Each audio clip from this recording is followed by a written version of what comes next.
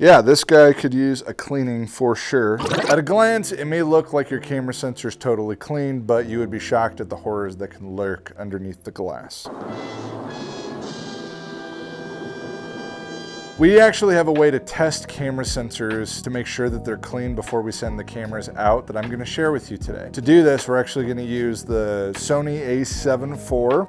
Let's just break it down. Break it down now. So the first thing that we're going to do is set our shutter speed all the way down to 2.5 seconds. It's a relatively slower shutter speed, but it's going to keep the shutter open long enough to capture a lot more light, so we'll be able to see debris much easier. We're also going to stop all the way down to f/22. If your camera or lens doesn't go to f/22, you can just get as close to that as possible. I'm going to set the ISO on this as low as it can go, which is ISO 50. Again, that'll be relative to whatever camera body you're using. You don't have to do this next part, but we recommend changing the white balance to an incandescent white balance. That blue tint's really going to help us see artifacts on the sensor a lot better. Just something to be aware of. If you want to do that, great. I'm going to change a couple things on the lens. First of all, I'm going to go from autofocus to manual focus. You can use or adjust whatever switch you have on your lens. In this case, it's just a little switcheroonie like that. And then I'm going to set the focus to be as close to the sensor plane as possible. As far as the lens goes, we're using the Sony FE 90mm macro. Highly recommend using a macro lens if you can. So those are our camera settings, and now you're just going to try and find some sort of a brighter, unmarked space. I'm going to use just the side of this white wall over here.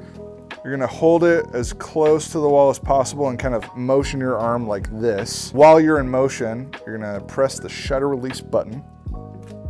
And that was it taking a picture.